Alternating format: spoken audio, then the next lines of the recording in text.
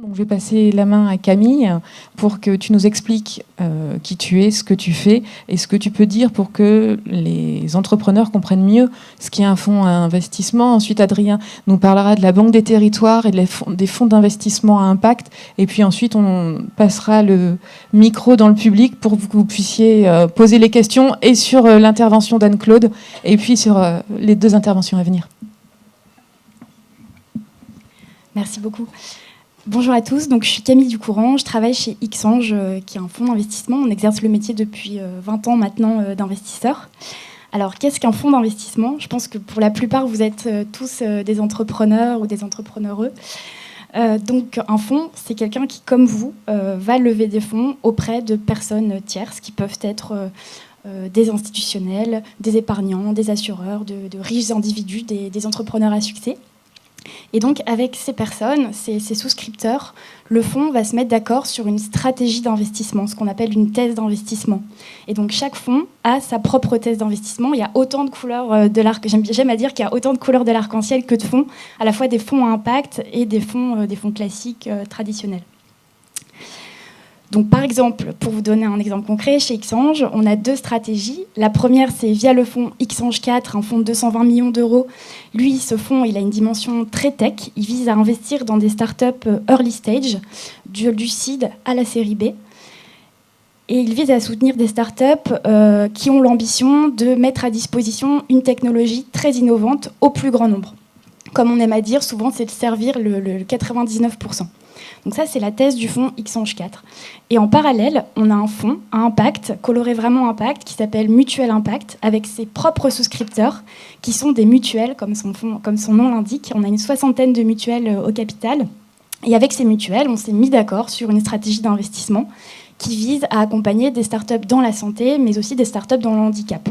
Et à ce titre, on accompagne Wondercraft, que vous connaissez peut-être, ou Ergo Santé, qui est une entreprise adaptée qui conçoit des solutions ergonomiques pour le maintien au travail, le maintien dans le travail. Donc, une fois que je vous ai dit ça, c'est pour vous expliquer que c'est important que vous fassiez vous-même vos due diligence, vos devoirs sur quel est le fonds à qui je vais m'adresser pour que vous puissiez trouver le fonds le plus adapté à vos besoins. Pour ça, il y a plusieurs pistes. Vous pouvez regarder la taille du fonds, ça vous donnera une idée de la taille des tickets d'investissement de ce fonds.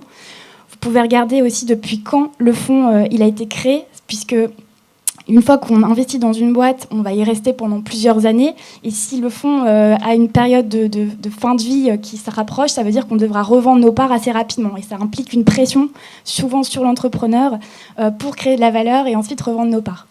Ensuite, ce que vous pouvez aussi regarder, et vous pouvez aussi nous le demander, d'ailleurs je suis souvent étonnée qu'on nous le demande très rarement, c'est quelles sont vos attentes en termes de rentabilité. Puisque avec nos souscripteurs, on s'est mis d'accord sur nos espérances en termes de rentabilité.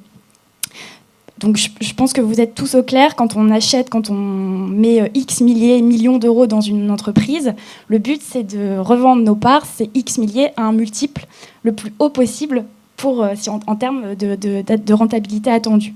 Donc ça, c'est important aussi que vous soyez au clair sur ces attentes de rentabilité.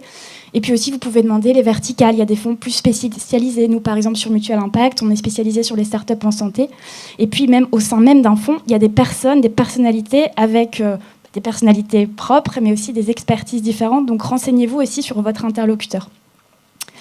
Donc voilà, en tout cas, moi je suis convaincue que pour votre projet, vous trouverez toujours le bon financeur, que ce soit un fonds d'investissement où il y a plein d'autres alternatives aussi de lever des fonds, on pourra en parler. Une fois dit ça, donc ça c'est comment fonctionne un fonds. Ensuite, nous, ce qu'on attend quand vous venez voir un fonds, je peux vous livrer quelques clés, ce qu'on va regarder. Chez Xange, le premier critère quand même, ça reste l'équipe. Ça reste les entrepreneurs, les compétences, ce qu'on appelle le drive, l'énergie, la motivation, l'intentionnalité qu'il y a dans le projet.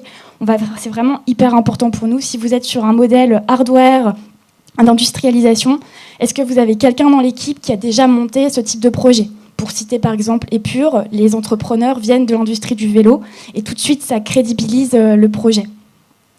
Donc ça, c'est l'équipe. Ensuite, bien sûr, il y a la proposition de valeur. C'est tout ce que disait Anne-Claude tout à l'heure. C'est est-ce que ça a été co-construit, co-développé avec des utilisateurs ? Est-ce qu'il y a une vraie adéquation avec la problématique adressée ?